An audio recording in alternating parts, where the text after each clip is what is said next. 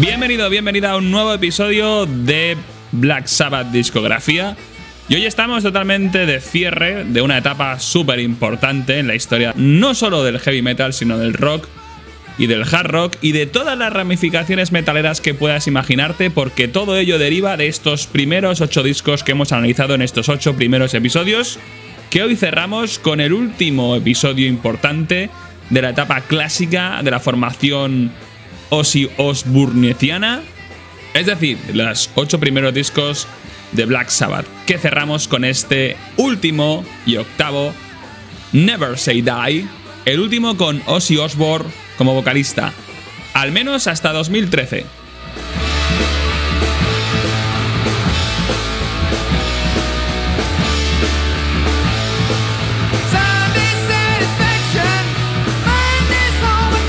Este disco del año 1978 marcaría un poco la vuelta al sonido más rockero, casi tirando ya a lo que habían intentado conseguir en Sabotage, y es un buen cierre porque refleja un poco el final de una trayectoria bastante digna.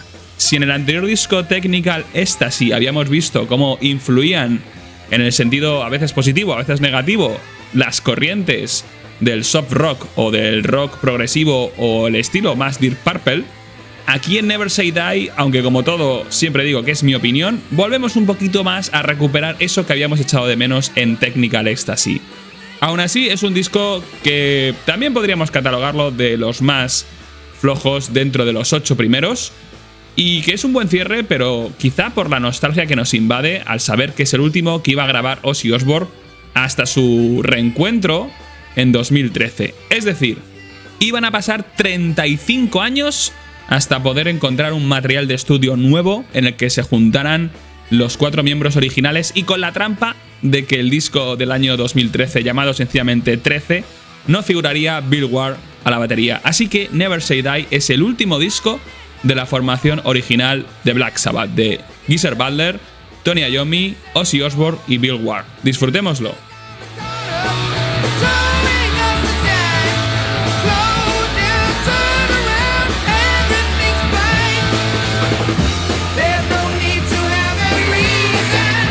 Este es el single que sacaron del disco y que además tiene un efecto anti-Pygmalion, porque parecía que con el título tan desafiante, no olvidemos que Never Say Die viene figurado en el disco tanto en la carátula como en el single con un signo de exclamación al final, como dejando claro que Black Sabbath nunca va a fenecer y que nunca pueden decir que estén muertos, ni ellos ni nadie. Y eso es totalmente irónico por lo que pasaría después, siendo este el último disco de Ozzy Osbourne y el último disco de los 4 de Aston.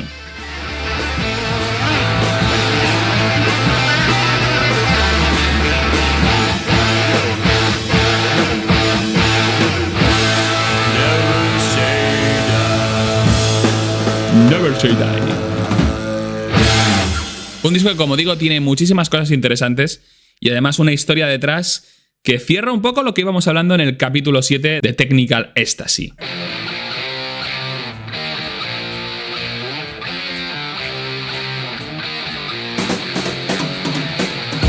Y es que, como comenté en este episodio, la salida de Ozzy antes de entrar a grabar este octavo disco supuso ligeros cambios y bastante importantes en el seno de la banda. Por un lado, tenían que buscar un nuevo cantante y, como ya comenté, este cantante elegido fue Dave Walker, que llegó a componer varias canciones con la banda e incluso hacer una actuación bastante memorable en la BBC, tocando la canción Junior's Eyes, o por lo menos una versión primeriza de la misma, ya que esta canción, una vez que volviera Ozzy a la banda, sería regrabada y reescrita para ajustarse a lo que Ozzy quería.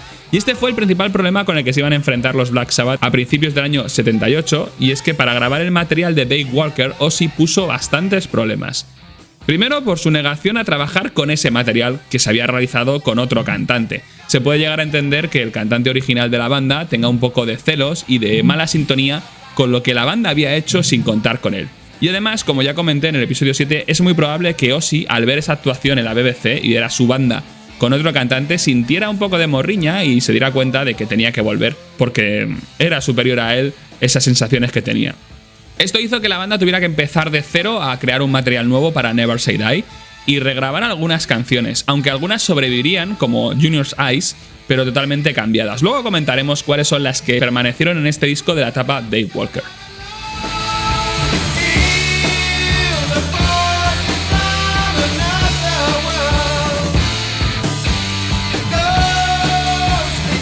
La banda, la verdad es que estaba afrontando su octavo disco de una forma bastante curiosa. Aunque todos permanecían un poco de cara a la galería, como muy contentos de volver a estar los cuatro, la realidad es que, como bien anticipaba Ozzy ya antes de grabar Sabotage, las tensiones y los conflictos entre ellos eran bastante notables. Y si en Technical Ecstasy habían estado 3 miembros de la banda un poco a su bola y Tony Iommi asumiendo toda la dirección de sonido, en esta última grabación de la formación original también iban a pasar cositas interesantes. Y quizás no tan provocadas por la relación entre los miembros, que también, sino con el lugar que habían elegido para grabar su octavo disco.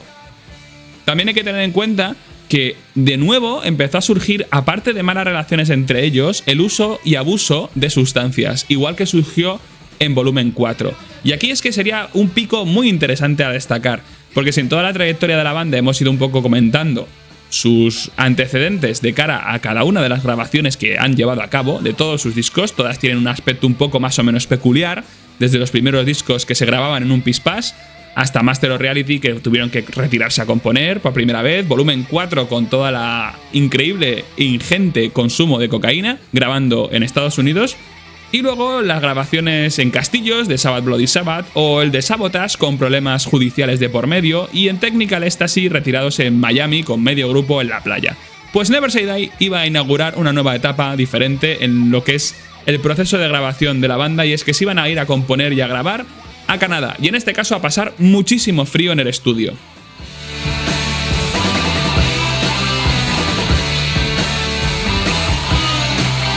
Antes de meternos de lleno con este proceso de grabación, hablar que también la muerte del padre de Ozzy Osbourne, que estaba muy reciente, había sucedido poquito después de que Ozzy dejara la banda de forma temporal, también iba a tener mucha importancia y mucha influencia en lo que eran las letras de algunas canciones de la banda y el sentimiento de Ozzy con respecto a su interés y a su forma de estar en el momento de grabación de este disco.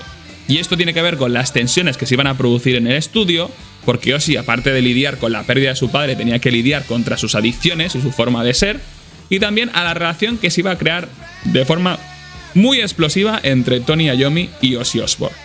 Y esto sumado también al sentimiento que tenía Geezer Butler de que el tiempo de la banda ya había pasado, todo su sonido ya no tenía interés para nadie, el heavy metal estaba muerto y lo que ahora se llevaba era el punk y no tanto los riffs de guitarra y de bajo. Por lo tanto, Geezer también afrontaba el panorama de escribir un nuevo disco con mucha desmotivación. Como se anticipaba, se fueron a grabar a Canadá, a los estudios Sounds Interchange en Toronto, y la grabación fue bastante larga si tenemos en cuenta que el primer disco de la banda se grabó en tan solo 2 días, y este último disco de la formación clásica se llevó a cabo entre los meses de enero y mayo.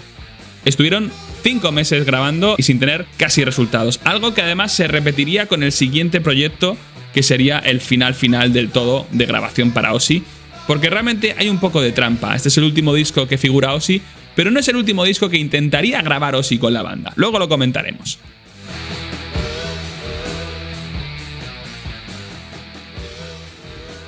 El disco fue publicado el 28 de septiembre en Estados Unidos y el 1 de octubre en Reino Unido. El estudio que eligieron en Canadá fue principalmente por el tema de ahorrarse impuestos, algo que ya habían hecho en otros momentos porque para ellos grabar en Reino Unido suponía más dinero que grabar en otros lugares del mundo.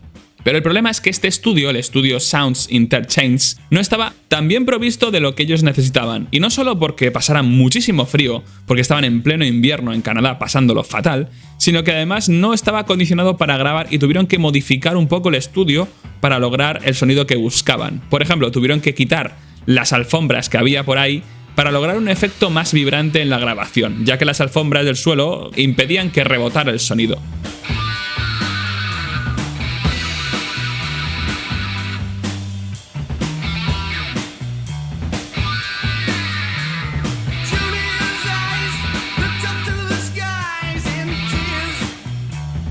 Ozzy llegó a decir que el disco en sí no le gustaba nada, renegó de él, lo despreció a más no poder, hasta decir que le parecía un disco repugnante. Y que el motivo por el que acabaron en esos estudios, también hay que tener en cuenta que Ozzy estas declaraciones las estaba haciendo en un momento de mucha rabia contra la banda, fue porque los Rolling Stones habían grabado en un momento dado en ese estudio y a Tony Iommi le hacía ilusión grabar ahí. Pero comparado con los estudios de Miami, los estudios Crucheria del anterior disco, este proceso de grabación era en muchas peores condiciones, tanto técnicas como de comodidad de la banda, que además de pasar frío y penurias, estaba en un momento totalmente diferente de como habían estado hasta entonces. Eso por un lado era bueno porque Tony Iommi consideraba que al estar con menos comodidades, la banda podía volver a estar un poquito centrada en lo que tenía que hacer, que era componer y hacer canciones originales. Y quizás sí que se notó en este disco porque la creatividad y volver al sonido original de la banda se consigue. El problema es que fue demasiado tiempo grabando en las condiciones en las que estuvieron para un grupo que, como he comentado, en su día llegó a grabar un primer disco en apenas 2 días. Pero ahora que habían pasado 10 años y que según Tony Iommi consumían tanta marihuana que a veces tenían que parar de grabar porque no podían seguir tocando de lo colocados que estaban, no estamos hablando de la misma banda. Ningún miembro de la misma hacía ya sus partes bien y no sacaban casi nada en claro. Eso día tras día en los procesos de grabación que estuvieron desde enero hasta mayo en los estudios Sound Interchange. Además, en este caso, componían durante la mañana o durante el día y las canciones que habían compuesto en ese momento las grababan durante la noche, con poco tiempo para revisar las cosas y ensayando además en un cine, que no estaba en ese momento ejerciendo como sala de cine, que habían alquilado para poder llevar a cabo los ensayos. Pero al igual que el estudio, en ese cine también se pasaba muchísimo frío. Estamos hablando de unas condiciones invernales fatales. Este es el disco del frío total.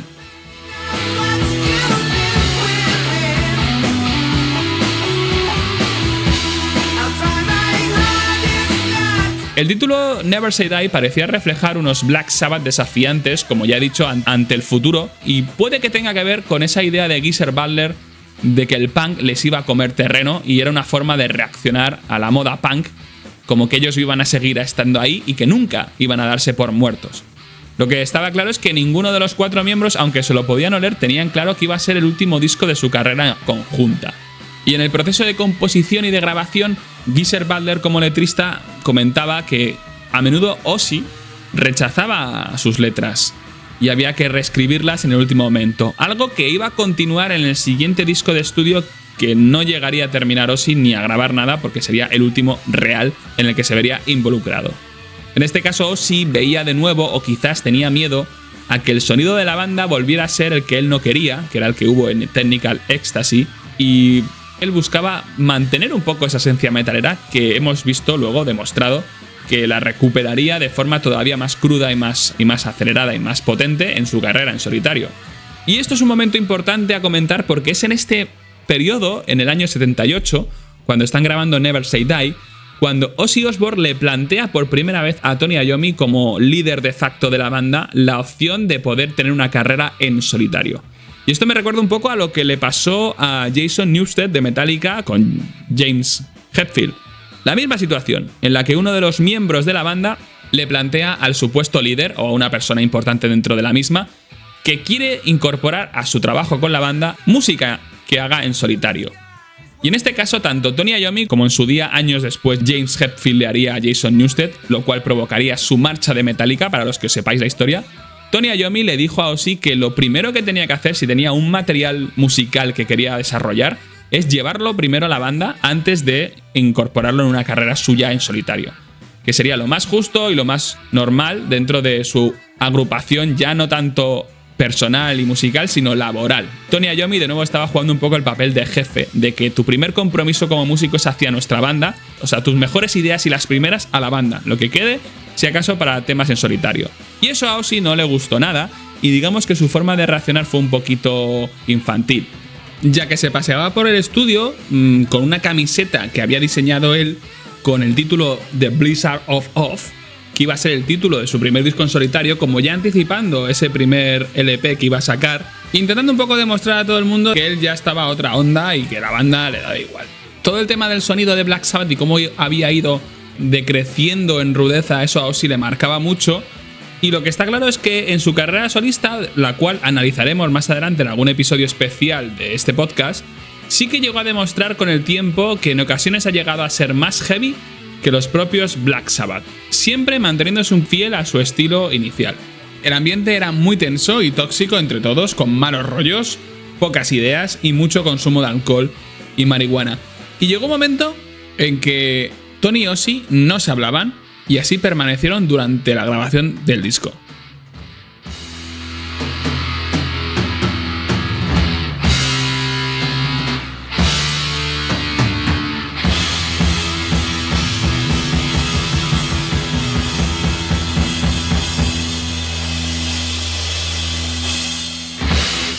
Bueno, lo de la camiseta de Blizzard Off, hay fuentes que señalan que ya en la grabación de Technical Ecstasy es cuando la estaba llevando puesta. Pero a mí siempre me ha parecido como demasiado precipitado el suponer que en el año 76 ya estaba anticipándose tanto en lo que era su primer disco en solitario. Yo creo que puede ser que fuera así, eso habría que preguntarle a los que estuvieron ahí. Pero lo que está claro es que tanto en esta grabación del disco como en la anterior, ya Ozzy estaba dejando claro que no estaba nada conforme con lo que estaba haciendo la banda. Y en el último caso, en el de Never Say Die, ya dejaba patente que él quería hacer cosas por su cuenta.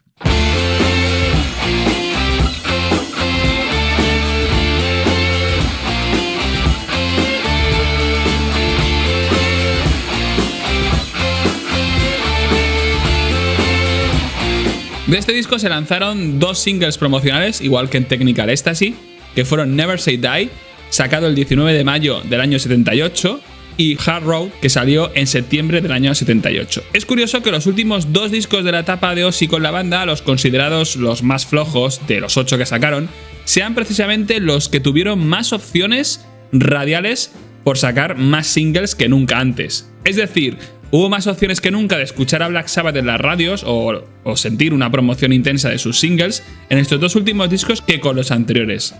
Al parecer, Never Say Die fue el primer single que sacaron, seguramente en UK, y así lo dice Ozzy, desde Paranoid. Y es que con la salida de Paranoid en UK, ya lo comenté en el episodio 2, la banda se sintió un poquito acosada por un tipo de fans o un tipo de público que a lo mejor no era el que estaban buscando y eso les provocó un poquito de rechazo a ser tan radiales. Con Never Say Die parece ser que la banda había superado ya su fobia a todo tipo de públicos y estaba más que demostrado que querían llegar a cuantos más mejor, y sacaron el single que de hecho les llevó a actuar de nuevo en Top of the Pops, que fue la actuación que en su día les había bloqueado como banda cuando sacaron Paranoid, porque vieron una cantidad de chavales bailando la canción Paranoid y eso les descolocó porque ellos buscaban otro tipo de audiencia. Bueno, pues con Never Say Die, 8 años después, en el mismo plató de televisión, fue totalmente diferente. De hecho, la actuación es muy reseñable porque si la encontráis en YouTube podréis ver a un Ozzy Osbourne haciendo playback, pero sin molestarse ni lo más mínimo en que encaje sus gestos con la boca con lo que suena en el directo. En Top of the Pop suele ser todo en directo, menos la parte vocal. Y a Ozzy parece que no le importa que no haya nada de sincronía entre lo que se escucha y cómo se mueven sus labios. El disco, en resumen, es mejor y más guitarrero, al menos a mi juicio, sobre todo en su cara A, que el disco anterior, Technical Ecstasy, con canciones de nuevo muy largas y algunas como Johnny Blade, con diversas estructuras, por primera vez desde Sabotage, con mucha influencia del rock progresivo y de bandas hermanas como Led Zeppelin. En esencia es un buen disco que recupera el sonido que no deberían haber abandonado, al menos un poquito, como fue en Technical Ecstasy. Y además hay bandas como Soundgarden, en concreto su guitarrista, que lo ven como uno de sus discos favoritos de toda la banda. En cuanto a los créditos y el personal del disco, tenemos a Tony Iommi con las guitarras, con las voces corales en A Hard Road, que fue single y que luego hablaremos porque es una canción que Tony Iommi grabó con su voz por primera vez en la historia. Tenemos a Ozzy Osbourne de nuevo con los coros y la voz principal en todas las canciones, a Geezer Butler, que también incluye sus coros en Hard Road y también, como viene siendo habitual, toca el bajo, y a Bill Ward con la batería, los coros en Hard Road y la voz principal de nuevo en Singing the Chains, una canción muy polémica pero que además manifiesta que Bill Ward estaba dispuesto a seguir ejerciendo como cantante en algunas canciones y tener bastante renombre o más peso del que había tenido hasta entonces en la banda.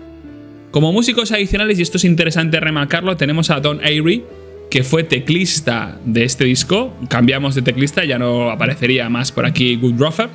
Y Don Airey toca el piano y el teclado en este disco, y es curioso mencionarle porque también fue el teclista de discos en solitario de Ozzy Osbourne tan memorables como el Bark at the Moon, responsable de ese toque un poquito más popero en algunas canciones, pero que da muy buen juego en ese disco, en Bark at the Moon. Aquí está también bastante bien. Y luego además Don Airey más adelante acabaría siendo teclista oficial de Deep Purple tras la muerte de John Lord, el líder de la banda. También tenemos a John Astar a la armónica en la canción Sing with the Chain, y Will Malone, nuestro favorito conductor de orquesta habitual, que hace unos arreglos orquestales en la canción instrumental Breakout, una de las canciones también polémicas del disco. En cuanto a la posición en las listas, su lanzamiento y su recepción, bueno, el disco llegó al puesto 69 del Billboard de Estados Unidos y al 12 en el Reino Unido. Llevábamos ya una racha de discos en los que estaba teniendo más éxito en su país de origen que en Estados Unidos. No por las ventas, porque las ventas seguían siendo más altas en Estados Unidos, porque a nivel poblacional había más gente, pero en Reino Unido, desde Sabbath Bloody Sabbath, empezaban a tener más éxito que nunca y poco a poco se fueron alejando del éxito estadounidense para obtener más renombre en su país natal. Technical Ecstasy fue un disco que alcanzó la certificación oro en Reino Unido y en cambio no la alcanzó en Estados Unidos hasta el año 97, después de 20 años de haber sido publicado.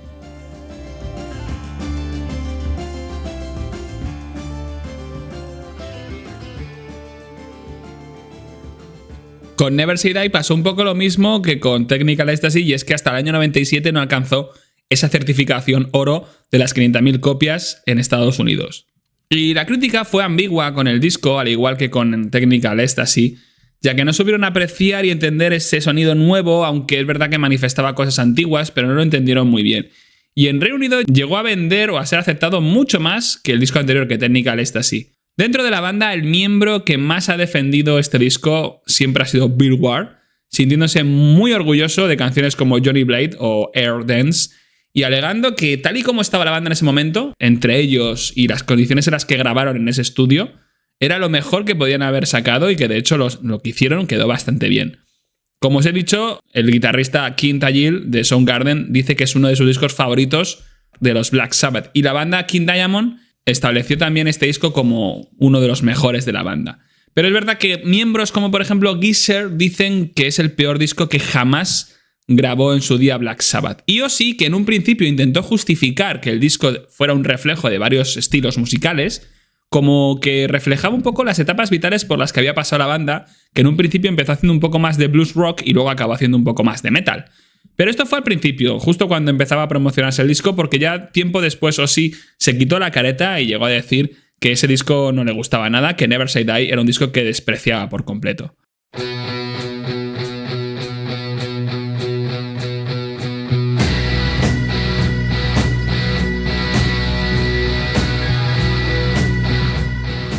Y en cuanto al tour del año 78, el último tour en el que giraría Ozzy Osbourne, empezó en mayo, justo con la salida del primer single de Never Say Die, con Van Halen como teloneros en Sheffield, en Reino Unido. Es curioso porque es de las primeras veces en los últimos años que Black Sabbath empieza la gira en Reino Unido y no en Estados Unidos, quizás asumiendo un poco que iban perdiendo un poco de fuelle en el país norteamericano. Y lo de Van Halen como teloneros es curioso porque en ese momento estaban petándolo cosa mala, estaban empezando a despegar y eran muy fans y muy seguidores hasta el nivel de divinizarlos de Black Sabbath. Pero el problema es que una vez más hubo malos rollos como los hubo en su día con AC/DC, porque Tony Iommi debe ser que tiene una especie de como de carcasa, pues eso, muy sensible el hombre y casi todo le afecta. En este caso, el problema inicial luego se arregló y quedó en nada, pero en un primer momento Eddie Van Halen, que era fanático de los Sabbath, en un concierto de los primeros empezó a tocar canciones de la etapa metalera delante de los Black Sabbath cuando estaban en la prueba de sonido, y eso debe ser que disgustó a Tony Iommi y se enfadó con ellos. Yo creo que un poco porque Tony Iommi renegaba un poco de ese pasado, queriendo hacer un poco borrón y cuenta nueva en la nueva dirección y ser un poquito más accesible. Lo que está claro es que en los últimos años Tony Iommi ha sido el de cambiar todo para ser cada vez más radial y más vendible. También puede ser que Tony pensara que se estaban burlando de ellos, los Van Halen, porque ya no eran así y ya no tocaban ese tipo de sonido en sus discos. En todo caso, se acabó arreglando el malestar entre ellos y tuvieron una gira muy buena, sobre todo para Van Halen, que en Reino Unido no eran tan famosos, pero les dio bastante renombre, y luego cuando fueron por Estados Unidos, al revés. Van Halen llenaba muchos conciertos, atraía a mucho público de su país y hacía que los Sabbath todavía tuvieran cierto agarre en Estados Unidos, que quizás habían perdido un poquito con los últimos discos. Lo que está claro es que el asunto con Eddie Van Halen no es un tema que Tony Iommi de nuevo quiera comentar en su autobiografía. Igual que no quiso comentar el porqué del cambio de sonido, no nos quiso explicar por qué, y solo se dedicó a hablar de las continuas burlas que le hacían a Bill Ward en las grabaciones. Tony Iommi, al igual que también lo hace Ozzy en algunos momentos de su autobiografía, omite cosas que luego surgen en boca de otros y que yo creo que hay que darles bastante importancia, porque esas cosas que no se dicen suelen ser bastante importantes para comprender la verdad total del asunto. Lo cierto es que era muy notorio el contraste en esta gira entre Black Sabbath y Van Halen, porque Black Sabbath estaban ya bastante desmotivados, cansados, totalmente lo contrario que decía el título de su último disco, estaban casi muertos, y en cambio los Van Halen, que eran jóvenes, que estaban en su momento de surgir a la fama, eran enérgicos, eran vitalistas y daban unos shows totalmente lúcidos. Y aunque los Sabbath solo tenían una media de 35 años, ya estaban como en una dinámica de vámonos de aquí, esto se ha acabado, nos vamos pa'l hoyo y ya está. Y de hecho las entrevistas que les hacían en esta gira a los Black Sabbath, la pregunta que más se repetía por los periodistas era ¿hasta cuándo pensáis que vais a poder seguir tocando? Una forma un poco de crucificar a la banda y de marcarle claro un destino de disolución que igual de una forma inconsciente permeó en los propios miembros de la banda, si no había ya permeado, y eso puede que hiciera que se sucedieran las cosas como sucedieron más adelante. La banda también pensaba que les quedaba poco. Dieron algunos conciertos en Estados Unidos con los Ramones como teloneros, ya que, como os comenté, se identificaban más con las bandas de hard rock que con las del punk inglés. Y ahí también hubo incidentes un poquito más de la propia banda, es decir, dentro de Black Sabbath. Por ejemplo, Tony Iommi se marchó en medio de un concierto en Alemania porque su guitarra no sonaba bien, como si tuviera un zumbido constante que no podían apañar, y tras solo haber tocado 3 canciones se fue y no volvió a aparecer. El público de Alemania, al enterarse, destrozó la sala de conciertos y eso fue lamentable.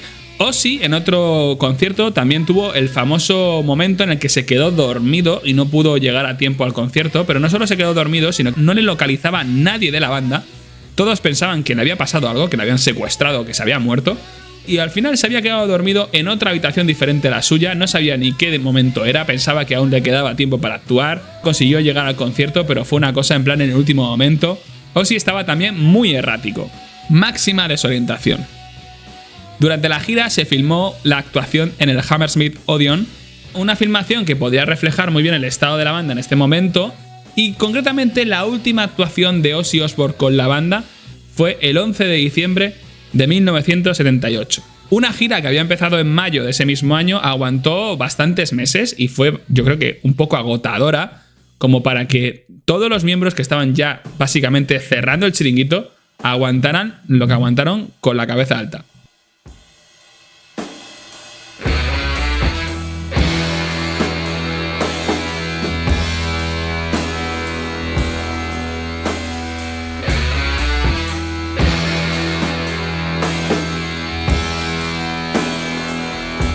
Y después de todo eso, lo que se pretendía conseguir no era solo parar, sino volver a grabar otro disco y volver a hacer otra gira. Y esto fue lo que intentaron hacer a principios del año 79. Alquilaron de nuevo una casa en Bel Air para preparar material para su 9º disco, y quizás el hecho de volver a Bel Air, al lugar donde habían grabado Volumen 4, aunque fuera una casa diferente, era un poco jugar con el destino demasiado, porque esto iba a ser la última vez en que encontraríamos a los Sabbath originales juntos grabando algo hasta 2013. ¿Cómo sucedió todo esto? Bueno, primero, una vez más decidieron viajar a Bel Air para ahorrarse impuestos en la grabación de este 9º disco y alquilaron una casa durante 11 meses, porque tenían en mente ya que iban a estar muchísimo tiempo juntos componiendo. Y digo yo, una banda que se ha pasado todo el año 78, desde enero hasta mayo casi, grabando un disco en el frío invernal de Canadá, con malas condiciones, con malos rollos entre ellos, abusando de sustancias, con mala actitud, con desmotivación, y que después se ha metido en una gira desde mayo hasta diciembre de 1977 por medio mundo, y que tras acabar esa gira se plantea estar otros 11 meses del año 78 grabando un disco en Los Ángeles. ¿Quién puede pensar que ese tipo de vida, ese ritmo vital, fuera de tu casa, constantemente en diferentes países y pasando grandes temporadas, con gente a la que ya empiezas a despreciar y a odiar, puede ser bueno y saludable para nadie, no solo ya para componer música, sino para vivir. Bueno, este proceso de creación interminable iba a tener el momento que hemos anunciado desde el principio del episodio, y es la marcha de Ozzy Osbourne. Ahora hay que ver cómo se gestó y qué sucedió para que Ozzy Osbourne abandonara el grupo en este año 1979.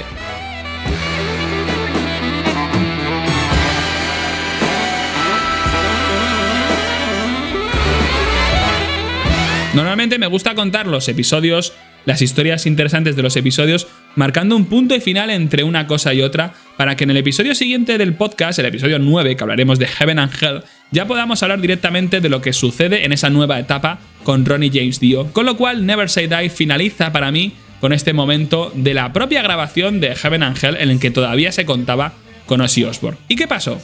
Bueno, para empezar, en esta época, Don Arden, que ya era el manager oficial de la banda, había delegado su trabajo en la figura de su hija, Sharon. Algo que motivaba bastante a Ozzy Osbourne para seguir con la banda, y así lo ha dicho él. Su relación con su primera mujer, con Thelma, estaba básicamente ya a punto de terminar, pero Sharon le gustaba, y entonces Ozzy muchas veces decía que la única motivación para seguir grabando y para seguir estando en la banda era porque podía pasar más tiempo con Sharon Osbourne, que entonces era Sharon Arden, porque desde el primer momento que la vio allá por el año 70 ya le empezó a gustar. Eso era quizás su única motivación por la banda, y en este momento del año 78 ya empezaban a tener una relación íntima entre los dos.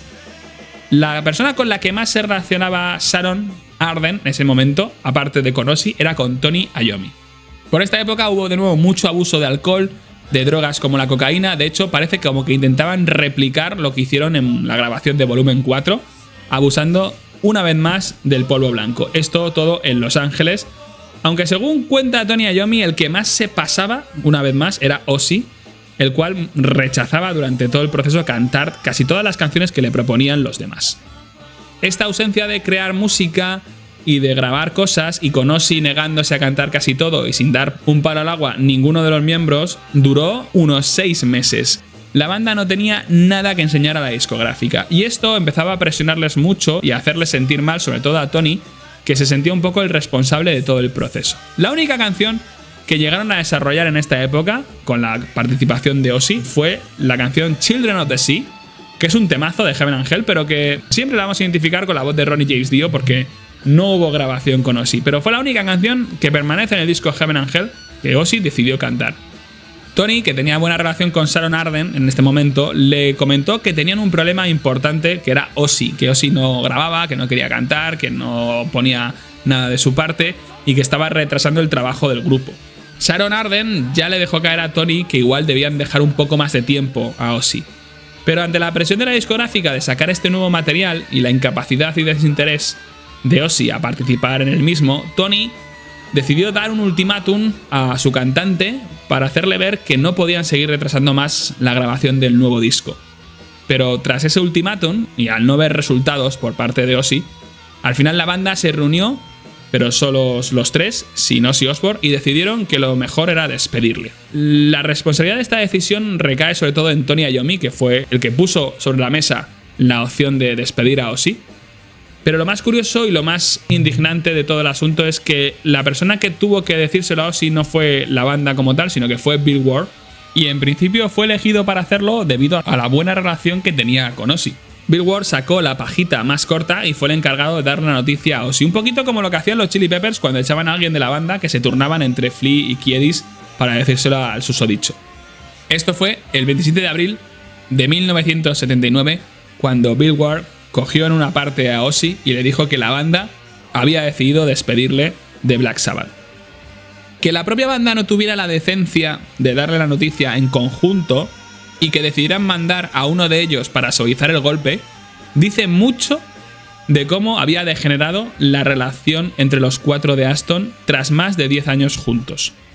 Tony deja claro en su autobiografía que su posición fue la del capullo, la del asshole de la situación. O sea, él asume que ha sido siempre considerado y siempre lo será como el malo de la película. Y que es normal que Ozzy acabara odiándole en ese momento por lo que hizo y haciéndolo responsable de todo. Ozzy, de hecho, pensó que Tony se había vengado de él porque cuando Ozzy se marchó la primera vez, les hizo una verdadera faena, dejándoles sin cantante y teniendo que buscar un sustituto. y que por eso aquí Tony se estaba vengando de esa vez antes de grabar Never Say Die. También Ozzy dice que si el motivo por el que le echaron fue que estaba demasiado fumado para grabar y que eso retrasaba el lanzamiento del disco, pues que en el fondo, si acaso a él le echaban por estar un poquito más fumado que el resto, porque todos estaban igual de mal. Lo curioso es que fue Sharon Arden la que le dio un poco salida a esta banda sin Ozzy, o les dio un poquito de salida a la situación. Y es que fue Sharon la que le presentó a Tony Iommi a Ronnie James Dio. En este caso no para que cantara con Black Sabbath, sino para que hiciera trabajos con Tony Iommi. Sharon le dejaba claro a Tony que si no tenía un cantante con el que jugar, podía jugar con Ronnie James Dio hasta que Ozzy estuviera listo. Pero la jugada le salió mal porque una vez que despidieron a Ozzy, Tony Iommi entendió que la mejor opción para continuar con la banda era coger a Ronnie James Dio, que ya había demostrado por su cuenta con Elf y con Rainbow que era un cantante increíble, cogerle y meterle de lleno en la banda, como nuevo cantante de Black Sabbath. Ozzy Osbourne hubiera deseado, una vez que pasó eso, que a partir de entonces no existiera Black Sabbath, porque él consideraba que Black Sabbath eran los cuatro que lo habían formado. Con otro cantante no podría funcionar como Black Sabbath y él le hubiera gustado que por lo menos se hubieran llamado Black Sabbath 2. Pero el caso es que en ese mes de abril del 79, Ozzy Osbourne dejó de ser el cantante de Black Sabbath y una nueva y exitosa época empezaba tanto para Black Sabbath como para Ozzy Osbourne.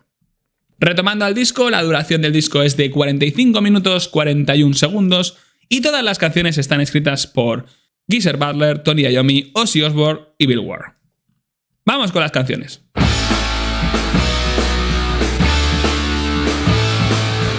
Esta jugada de acordes es un poquito más convencional de lo normal, pero marca muy bien el ritmo de Bill Ward desde el principio, creando esta rapidez en la canción.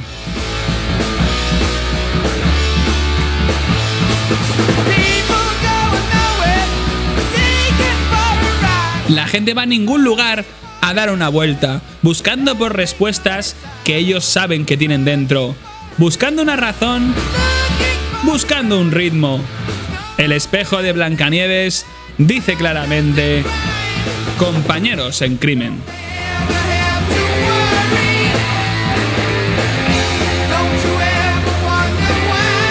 Tendrías que preguntarte el por qué. Es una parte de mí la que te cuenta que tú nunca debes decir morir. Nunca digas morir de nuevo. Este solo a tope. La verdad es que está grabada en un estilo un poquito más rockero que metalero, pero está muy bien. Sonidos característicos de la banda, rebajados a un estilo más rock, con una estructura muy sencilla, donde no hay un riff como tal, sino una progresión de acordes creando bastante buen ambiente. Es una canción buen rollera.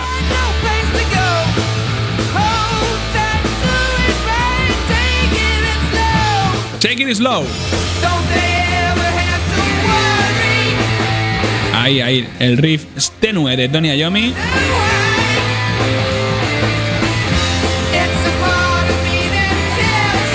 La verdad es que es una canción bastante clara para radiar. Funcionaría muy bien en las radios. Toma ahí. Vamos al solo otra vez.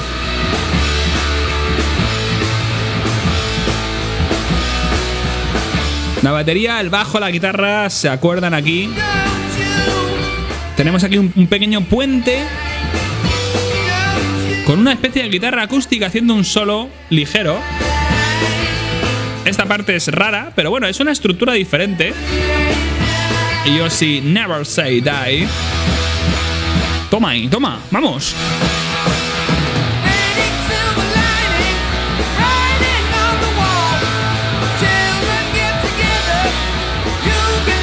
Es una canción alegre, es una canción que funciona.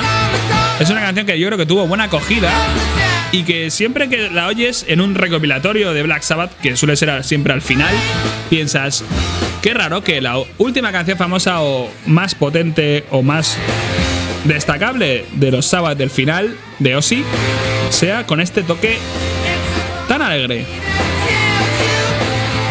Venga, vamos todos.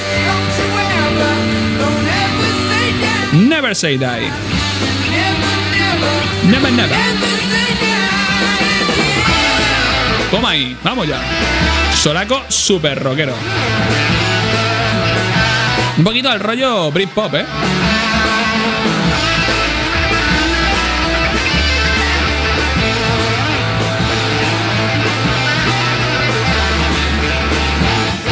Toma ahí. A ver, es verdad que esta canción Never Say Die tiene ahí su enfoque que a lo mejor no cuadraba dentro de lo que estaba buscando Ozzy y los fans acérrimos. Vamos con la número 2, Johnny Blade. Los teclados de Don Airey aquí entrando. Creo que posiblemente esta sea la mejor canción del disco, sin duda. Y normal que gente como Bill Ward estén orgulloso de ella.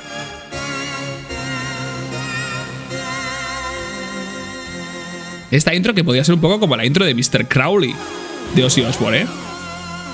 Un poquito el mismo estilo. Muy progresiva, además. Muy chillón. Y vamos para allá. Toma los redobles de Bill Ward poco a poco. El teclado que sigue ahí haciendo prog. El riff que va entrando. Un temazo, un temazo, disfrutarlo. Toma el bajo ahí.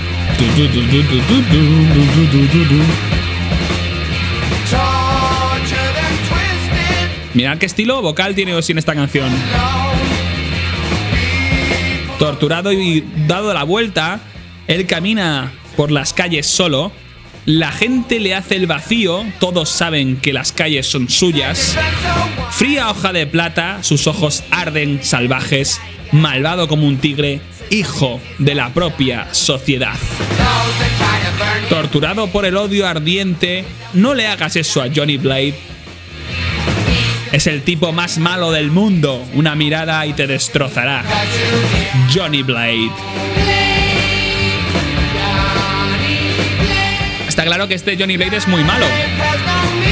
Y la canción a mí me recuerda un poquito al estilo más Britpop, y no sé por qué.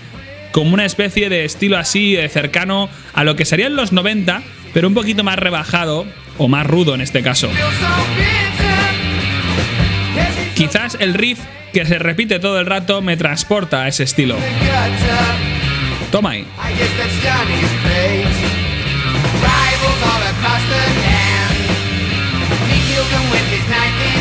Es verdad que la canción es curiosa porque tiene cambios de estructura, que vamos a ver ahora, que le van a dar ese juego que la pueden convertir en la canción más digna del disco. Mirad, la batería Bill Ward, ¿cómo se crece? Toma ahí, teclado, Don Airey. Los falsetes de Ozzy. Play. Cambiamos de estilo. Algo ha pasado. Y nos vamos a convertir de repente en Led Zeppelin. Mirad. Toma. Está aquí John Bonham. Ese riff es súper Led Zeppeliano.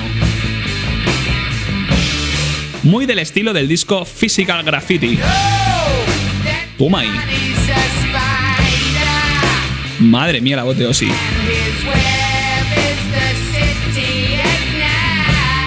Madre mía.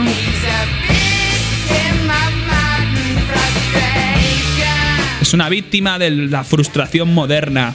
Y esa es la razón por la que está listo para pelear. Toma esta parte, mirad, increíble. Él es el único que debería sentir miedo. ¿Qué ha ocurrido contigo, Johnny Blade? Madre mía, esta parte es fenomenal. Toma, se anima un poco. Con teclado y con guitarra. Madre mía, cómo canta Ozzy, ¿eh? No.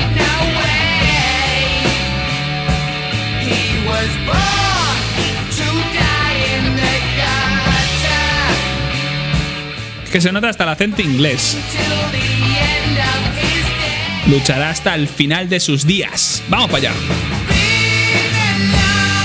Toma ahí.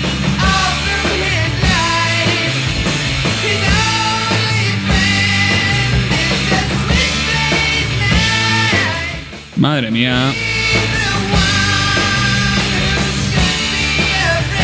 Su único amigo es un cuchillo, Johnny Blade.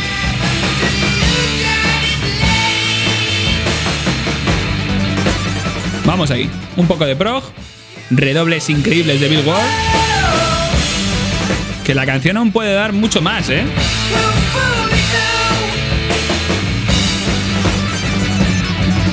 Madre mía, Donaire, cómo lo estás petando en este disco. Y tanto que es tiempo de escuchar.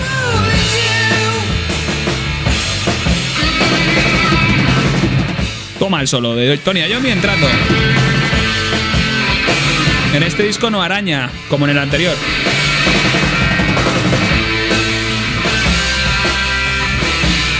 Están como en estado de gracia, ¿no los notáis? La batería de Bill Ward, el bajo y Tony Iommi. Incluso Ozzy estaba cantando como nunca en esta canción. Y además es que aunque no sea súper metalera, es un nivel de rock o de hard rock pasmoso. Toma ahí. Madre mía. Madre mía. Grabada en el frío de Canadá.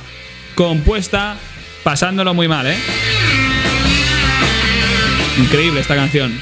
Mi favorita del disco, sin duda.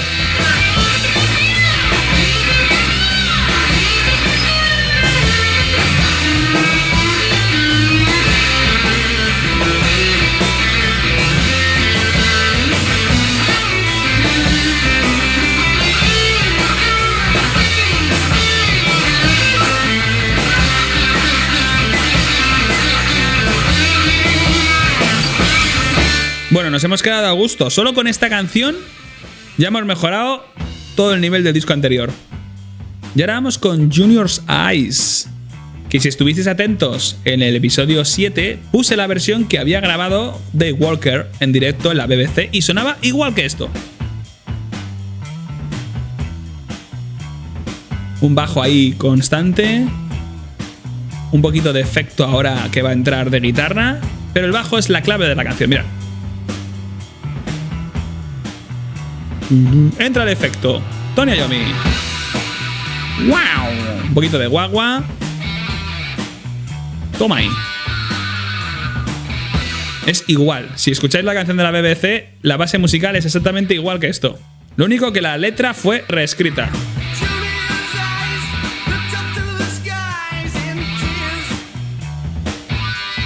Los ojos del hijo miran al cielo en lágrimas. Reza para que su creador, su dador, su tomador, le pueda escuchar. Junior Side, con sus manos clamando al cielo, llora por el día en que su mejor amigo ha muerto. Yeah. Vamos para allá. Están volviendo a casa de nuevo mañana. Me temo que no será por mucho tiempo.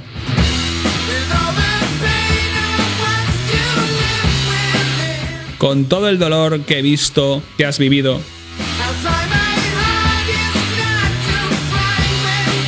daré lo que pueda para no llorar cuando sea el momento de decir adiós. Evidentemente la letra habla de la despedida que tuvo que hacerle Ozzy a su padre en el último momento, cuando tuvo el cáncer que se lo llevó de forma tan precipitada. La letra es muy buena, muy buena. Reescrita por Ozzy, pero por Geezer Butler. La canción realmente es sencilla, pero lo que llama la atención es la letra tan bonita, en el sentido de la despedida del padre de Ozzy, y que es de las pocas que sobrevivió a la purga de Ozzy respecto a las que compuso la banda con Dave Walker.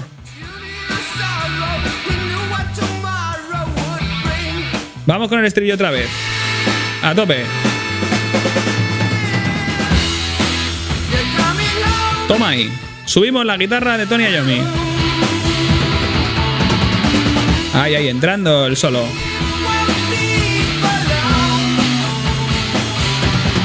Poco a poco.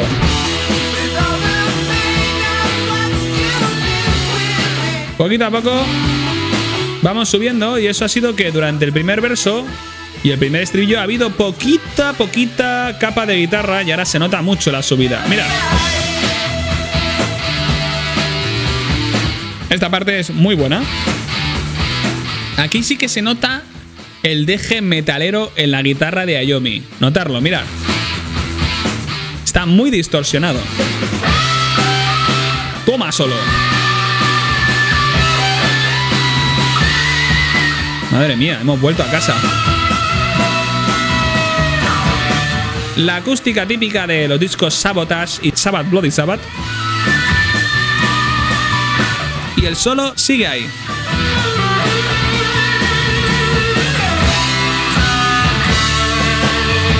Madre mía, qué canción, qué canción.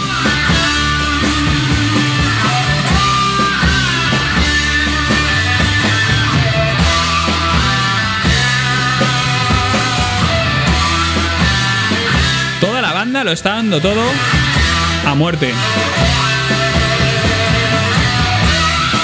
Nunca digas muerto. Volvemos a la intro.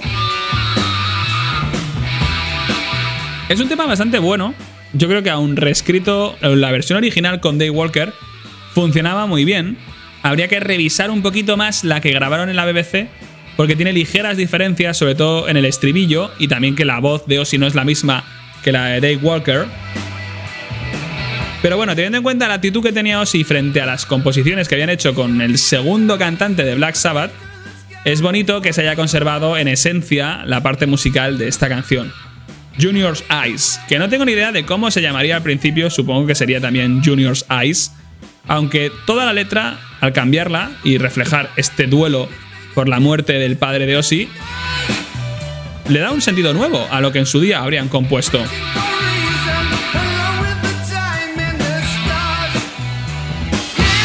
Venga, vamos al último estribillo.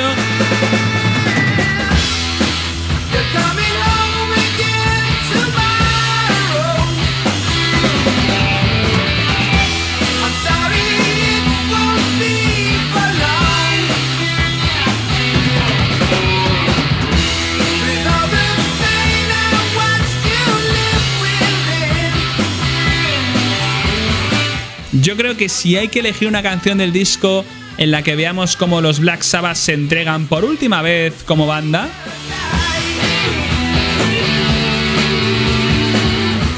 es esta y Johnny Blade. Madre mía, mirad esta parte. Ese solo, ese tono de guitarra, dos guitarras juntas, probando las texturas mientras el riff sigue ahí, el riff metalero.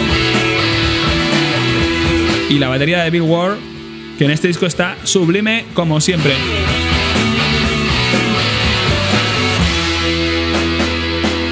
Toma ya, no terminamos la canción, no la terminamos, mirad.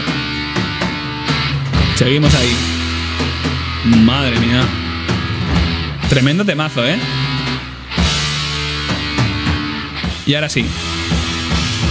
Toma, toma, toma, toma, toma, toma, toma, toma, toma, toma, toma, toma.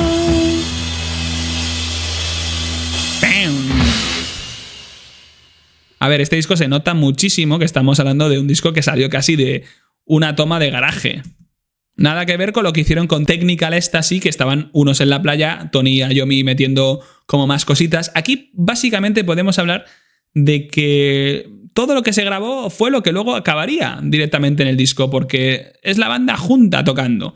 Bastantes efectos chulos, pero seguramente guitarras de Tony. Todo lo demás es la banda experimentando y jugando juntos. Yo estoy muy contento con cómo les quedó este disco. También creo que eso de trabajar en penurias también ayuda a que te salgan cosas chulas. O sea, el frío a veces conviene. Y luego también hay que tener en cuenta que las canciones de este disco son notoriamente largas. Para lo cortas que habían sido las anteriores, aquí tenemos canciones como Johnny Blade, Junior's Eyes y la siguiente, A Hard Road, que son todas de la primera cara, que casi todas duran unos 6 minutos. Lo cual es recuperar no solo las canciones largas, sino también estructuras diferentes, como hemos visto en Johnny Blade o en esta Junior's Eyes, que solo con el estribillo ya mejora muchísimo la canción. Este es el tema número 4, A Hard Road. Con él cerramos la cara A, y aquí hay alguna novedad, igual un poquito peor. Y esta es la canción en la que canta Tony Iommi como segunda voz. Por primera vez en la historia y última.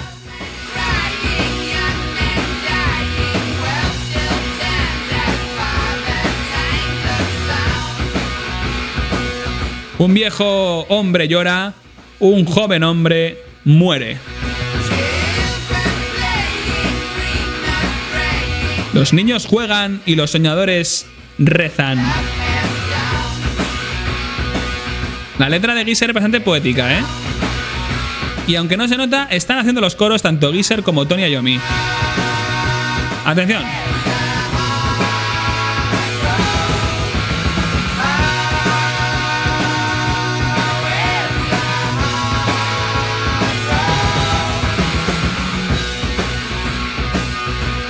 Esta canción es bonita, el estribillo es chulo, pero es sencillamente mucho más simple que sus anteriores.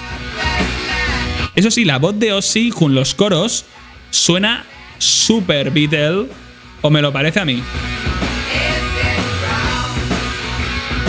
Recordemos que Ozzy Osbourne dice que los Beatles cambiaron su vida, que la primera canción que escuchó de ellos, She Loves You, le marcó tanto que decidió dedicarse a eso y que la música le abrió las puertas de un mundo maravilloso. Los Beatles, el grupo que le marcó para ser el Ozzy que fue. Vamos otra vez.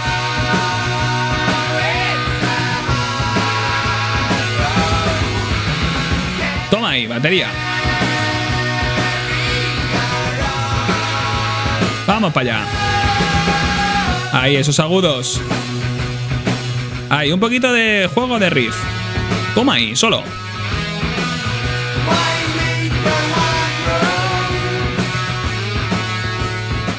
Esta canción mola y recordemos que fue single, el segundo single del disco, sacado en septiembre del año 78, estando la banda ya en la recta final de su última gira juntos, y el último single de la banda con Ozzy Osbourne.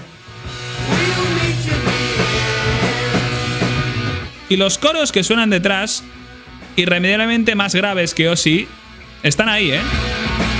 Al parecer, Tony Iommi, cuando enseñó su voz a los demás, cantando estos coros, como a los demás no les gustó, decidió que iba a ser la última vez, la primera y la última, que grababa su voz para Black Sabbath. Toma ahí. Aquí también esto me recuerda mucho a lo que luego sería el Britpop inglés. Este disco tiene muchas partes, sobre todo en las partes guitarreras, que quizás es muy osado decirlo, pero a mí me recuerda mucho al estilo de los primeros Oasis. Esa forma rockabilly que tenía Noel Gallagher de hacer solos y que luego perdió a partir de su momento Wonderwall.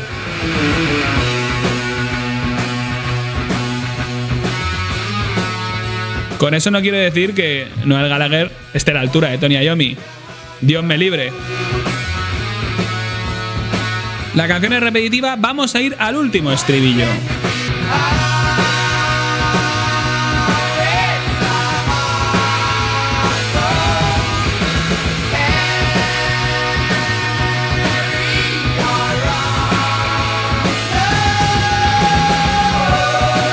Toma ahí los coros. Yo creo que para los fans de los metal Black Sabbath, y bueno, para los fans en general, esta cara A es con la que nos gustaría despedir a los Sabbath de los 70, a los Sabbath con Ozzy. Porque ahora, con la cara B, no es que dejemos de lado cosas chulas, pero veremos cosas, igual que pasaba con Technical Ecstasy, que nos dejarán un poquito patidifusos en algunos momentos. Ya llegaremos.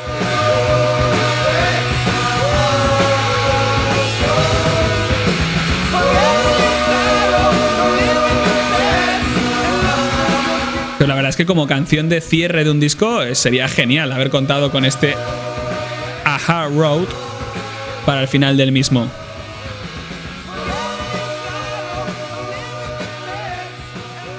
Bueno, pero antes de eso tenemos un gran aperitivo, que es la canción número 5, que abre la cara B del álbum, Shockwave, que sigue siendo un gran tema dentro de lo que hemos escuchado hasta ahora y en ese estilo. Mirad qué chulo. Toma ahí. Un riff súper metalero. Muy ochentero, ¿eh?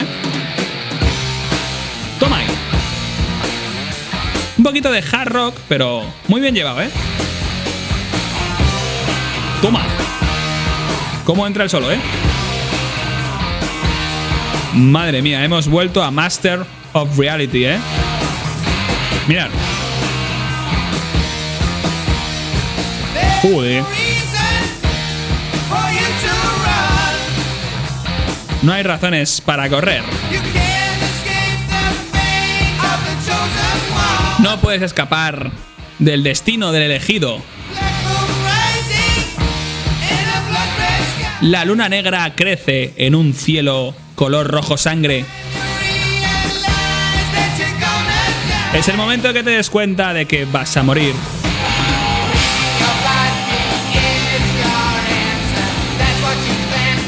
Esta parte igual pierde un poco el rollo que había.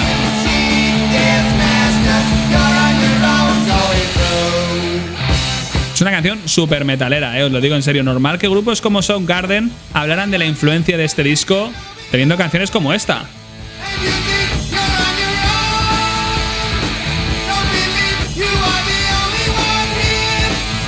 Y aquí Ozzy canta como en su primer disco en solitario, ¿eh? Parece Crazy Train.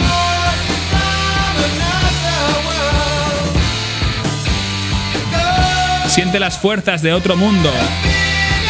Sombras fantasmales en tu mente. Un poder demoníaco colgado sobre ti. Y tú congelado como un niño, mira detrás tuyo. Toma ahí, guitarra acústica entrando. De verdad, es una gran canción, ¿eh?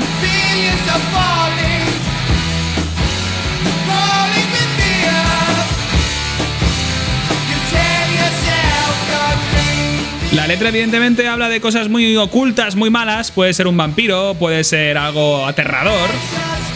Pero aparte de la letra y de cómo la está cantando Ozzy, la canción tiene estructuras diferentes. Esta es otra de ellas. Y tiene una distorsión metalera en los riffs y las guitarras de Tony Iommi que parece que han vuelto a Master of Reality. Esto recuerda un poco a Junior Size, esa jugada de la guitarra, con mucha distorsión, mucho guagua y un solo muy, muy pesado. Toma ahí. Madre mía, cómo se viene arriba.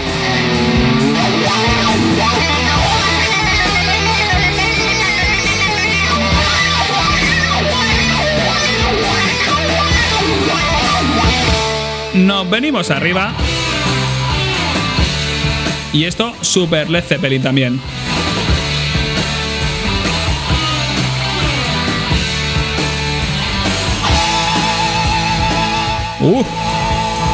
Pero todavía hay mejores cosas aquí.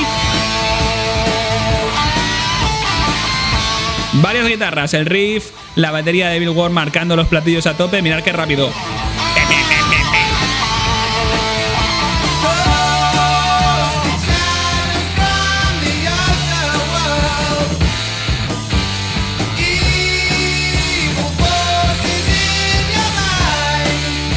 Madre mía, qué temazo.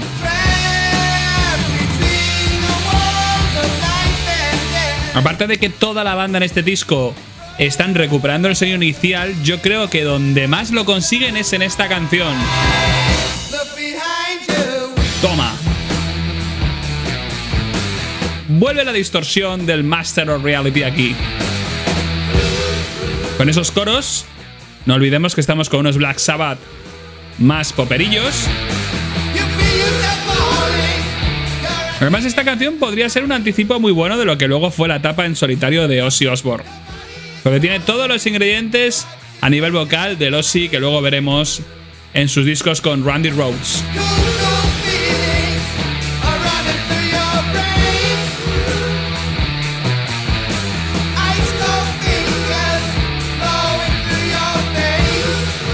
De verdad, una maravilla y una verdadera sorpresa en este disco, que cumpliendo un poco la dinámica del Technical Ecstasy podía haberse quedado en una especie de cara A solo con temas buenos. Y en la cara B no encontrar nada, pero esta primera canción que abre la cara B es muy buena.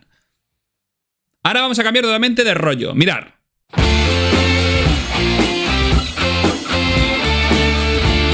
Air Dance, la canción número 6, y que va a tocar muchos palos. Lo iréis oyendo. Este primer solo muy a lo Michael Field, aunque son varias guitarras funcionando y la batería de Bill Ward más sencilla de lo normal. Otro solo por ahí despegando.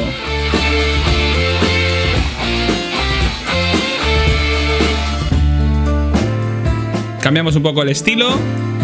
Mucha guitarra acústica, mucha melodía. Y entra Ozzy. Ese piano por ahí funcionando. Ella se sienta en silencio en su mundo de medianoche. El piano aquí hace como un juego bastante habitual de escala para quedar así como muy bonito, muy... mucha floritura. Todo por parte de Don Airey. Y Don Airey en esta canción se va a venir bastante arriba, ¿eh? Sus recuerdos felices bailando dentro de su mente. Vamos con el estribillo. Esa guitarra entrando ahí. En los días de romance, ella era la reina del baile. Esa guitarra ahí. Ella podría bailar la noche lejos. La verdad es que aquí hay mucho cambio de ritmo habitual.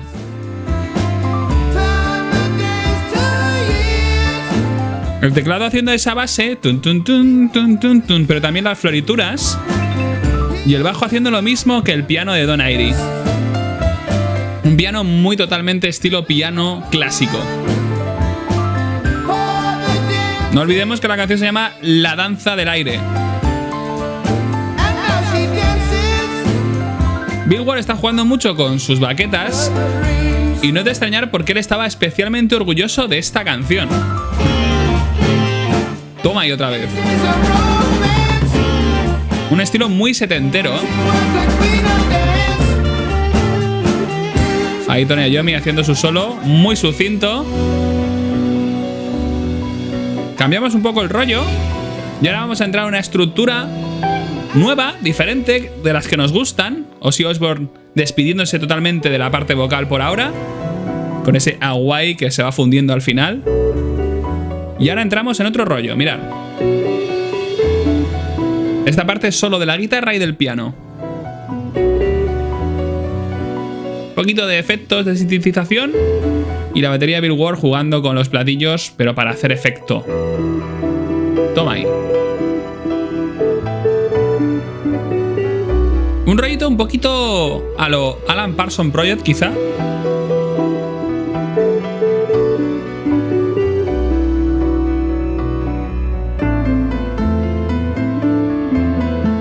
Lo curioso es que aquí, igual que pasaba en Technical Ecstasy, Don Airey, que quizá es el que más se luce como teclista y pianista, seguramente no tiene ningún crédito por este tema. Va subiendo la batería. Toma. A tope. Ha vuelto el rock aquí, pero no penséis que va a volver Ozzy. Ozzy, de hecho, ya casi se despide del disco, ¿eh? Volvemos al principio.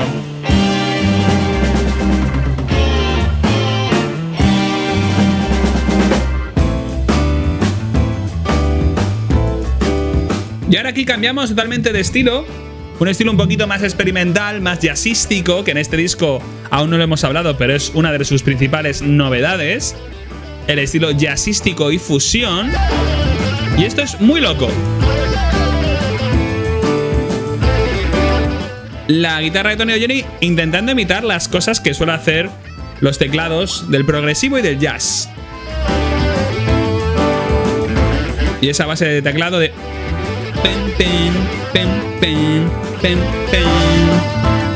Y por ahí lo que parece sintetización imitando una orquesta. ¡Hola! Rick Wakeman ha vuelto. Esto de la parte un poco más prog.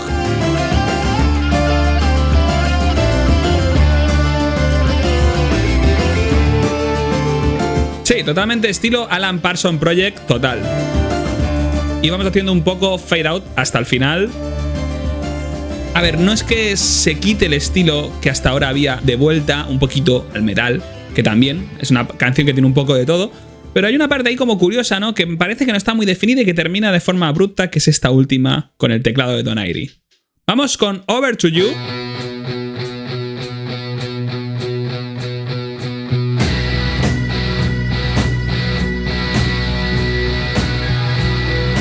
Esta canción también volvía un poco, o había sido recogida de la parte que compusieron con Daywalker. La letra es bastante sencilla. Mirad. Nacido en una ventana,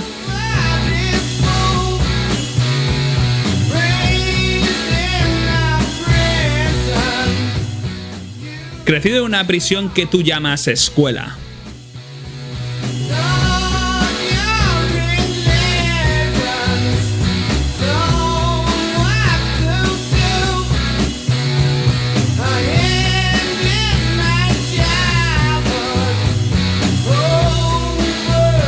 Te entregué mi infancia a ti.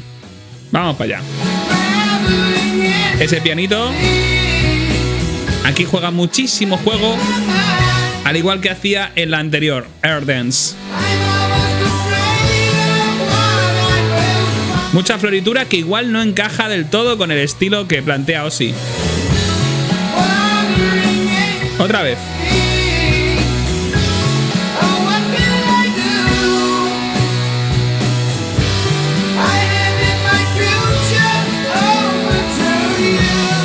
Entregué mi futuro a ti. A ti. Esa floritura me ha gustado. Es como una especie de cascada de piano hacia arriba. Y volvemos con un poquito de riff y guitarreo de Tony Iommi. Recuperando un poco el estilo Led Zeppeliano.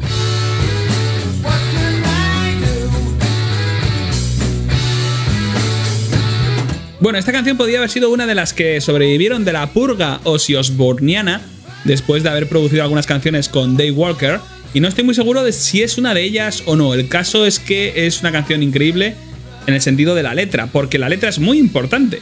En parte autobiográfica y en parte haciendo crítica social, hablando un poco de esa infancia perdida por la educación británica y al mismo tiempo por todo lo que una persona de clase más o menos humilde como eran los Sabbath habían podido pasar en su ciudad de Birmingham.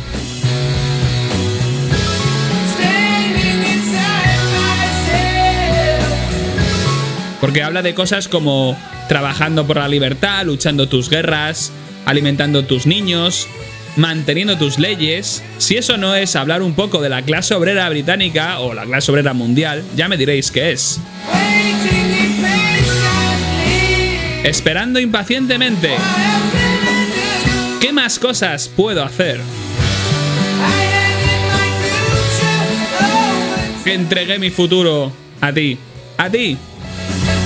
Al país, al estado, a lo que sea. La verdad que es una canción bastante currada en el tema letrístico. Otra vez.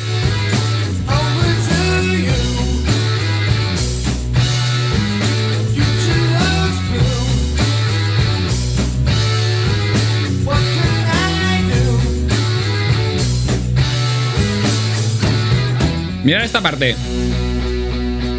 Toma ahí. Despacito, pero con buena letra, ¿eh?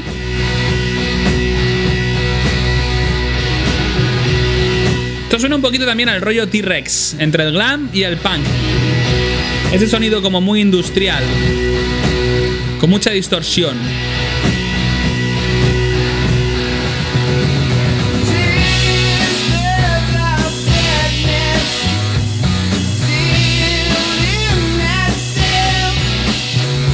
Me fascina el tema de la canción. Me parece que es la mayor referencia a la clase obrera de la carrera de Black Sabbath, al menos de forma tan explícita, teniendo en cuenta que hasta el último momento de su vida Ozzy Osbourne habló del mismo como una victoria de la clase más humilde, el hecho de que hubiera podido vivir su vida.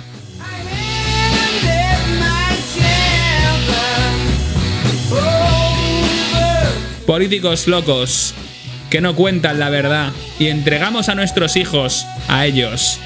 Todos a ellos. Over to you. Sencillo, tema rockerillo, sin mucha pretensión, pero con una letra muy chula.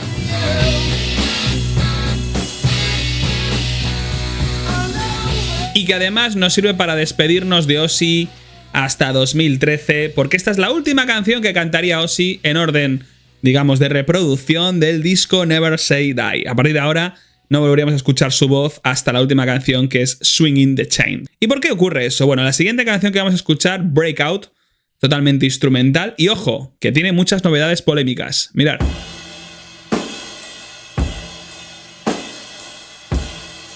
Una batería tranquila. Y atención a una cosa que suena ahora. Saxofones.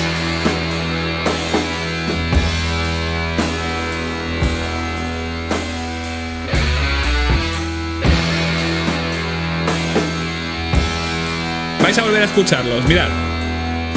Otra vez. ¿Y de qué y por qué salen esos saxofones aquí en este tema? Que es instrumental. Otra vez.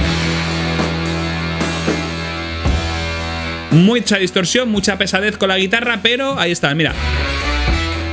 Incluso el riff les imita un poquito de solo de saxofón. Subiendo. Y ahí haciendo sus jueguecitos.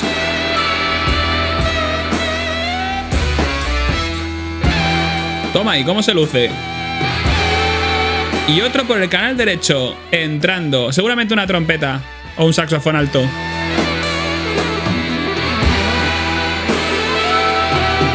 Aquí tenemos una parte real de orquesta de viento, que fue la que estaba dirigida por Will Malone, que lo hacen todo aquí. Esto parece una canción de Black Sabbath, el proyecto de jazz de ese grupo que imita Black Sabbath. Cambiamos totalmente de rollo y os cuento. ¿Por qué esta canción es instrumental cuando realmente no pensaba serlo? Bueno, pues porque Ozzy se negó a cantar. Y se negó a cantar muy fuerte, tan fuerte, que dijeron, bueno, pues si no canta Ozzy, lo que vamos a hacer es que unos saxofones y una orquesta de estilo brass, saxofones y demás, hagan su parte melódica.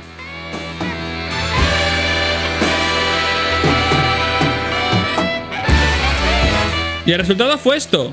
Una canción que a Ozzy le indignó tanto, porque para hacer jazz no estaban los Black Sabbath. Los Black Sabbath estaban para hacer otras cosas. Decían que si querían hacer ese tema, Breakout, que deberían cambiarse el nombre a Slack Haddock o algo así, en vez de Black Sabbath. Para Ozzy lo único interesante en un cantante de metal como él, de los músicos de jazz, es que bebían más que ellos. Y esta canción empalma con Swinging the Chain, la última canción del disco, cantada por Bill Ward. Ahí está. En un tono muy diferente al que encontrábamos en It's Alright en Technical Ecstasy.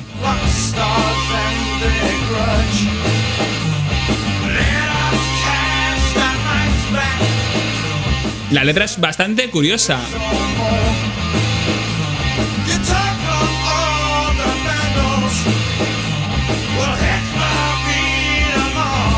Sí, estamos tristes y nos disculpamos. ¿Pero por qué nos tratas así?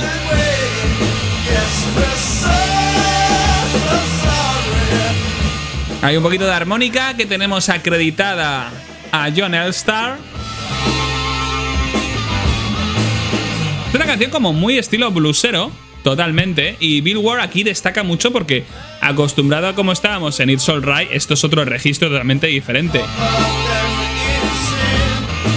El riff constante. Muy sencillo la canción, ¿eh?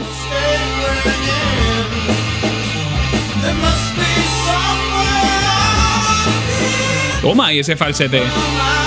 Es un poquito el rollo también que manejaban grupos como Deep Purple. De nuevo. Al parecer esta canción también fue una negativa total de Ozzy para cantarla, y Bill Ward no solo se la echó encima y dijo pues la canto yo, sino que además la letra es suya, pero en este caso en el disco fue adjudicada erróneamente a Geezer Butler, por la costumbre supongo.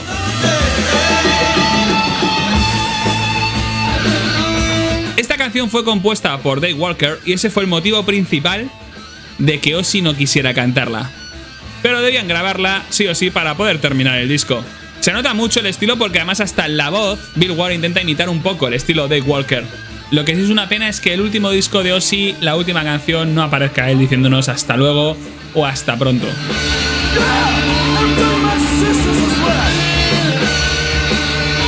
Toma esto. Madre mía, no se puede ser más blues en esta canción. Y vamos a aprovechar que no nos quedemos sin tiempo para hacer el cierre de este episodio.